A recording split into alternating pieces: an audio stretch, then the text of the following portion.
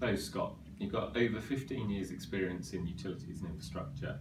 Now, particularly in that sector, one of the things we're hearing about successful collaborative working is one of the functions being the contract ends up in the bottom drawer, locked away, never to see the light of day again. Now, am I right in saying that you disagree with that? Absolutely, Ed. I can share your awareness that perceptions of others and views regarding collaborative working could well have a perceived benefit of having the contract being, in effect, back into the bottom drawer and not really part of that integral process of the project. It completely conflicts with my personal views and also my experience in the industry and the implications of ignoring that contract administration process that's been agreed by both parties. I'm an absolute advocate for following that strict adherence, and I appreciate that there might be some challenges along the way which we can perhaps share with each other later on in the talk. One thing for me that is very important in the construction industry and in the contractual disputes that may often arise is that there's been recognised surveys such as Arcadis and the Global Construction Dispute Reports that clearly has the #1 cause of disputes between the parties as incorrect contract administration. So it has to be something that both parties are completely aware that it's a huge risk entering into a contract, whatever that style of contract is. For me, I've seen many companies that spend considerable amount of time and interest and money in looking at the conditions of contract, and part of that is the contract administration procedures during the initial tender process and the negotiation process, and all the legal team and the commercial team and the operation team spend a huge amount of time going through those to be happy with the T's and C's that they hopefully sign up to, only to enter into contract, and that focus has been lost. And then what happens is that there's not the correct contract administration, and in effect you could end up with a greater risk than you would have ever imagined initially analysing by poor contract administration.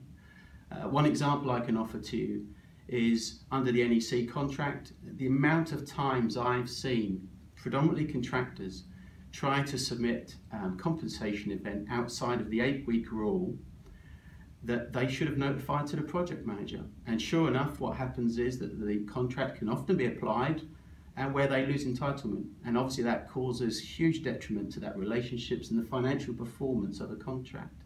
So I would certainly be not in the same view, and hopefully have covered some of the positive parts for carrying on with correct contract administration. Have you found any common factors that cause incorrect contract administration? That's a good question, Ed. I certainly have found some common factors.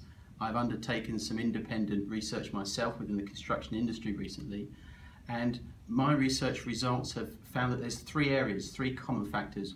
One is a lack of knowledge by the contract administration team, and that's really predominantly a project manager, quantity surveyor, maybe a planner, and even some contract administration.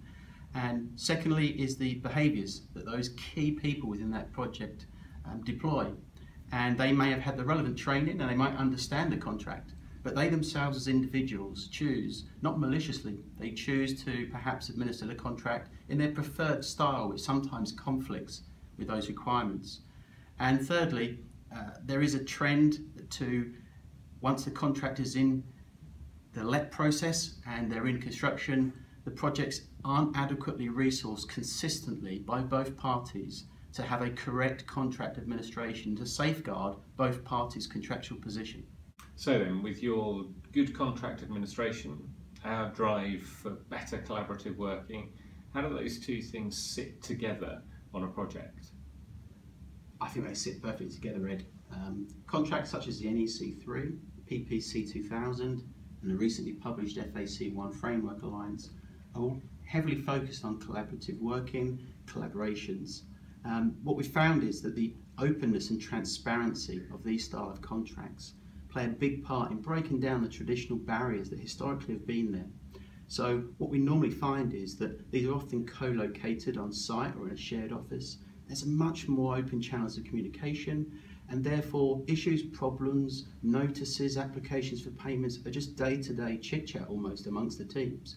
So the administration process is just a tail-end requirement. This just has to happen and people receive it in a receptive manner. So going back to your original question, Ed, I think collaboration and contract administration sit perfectly together, and I would go so far as to say they complement each other.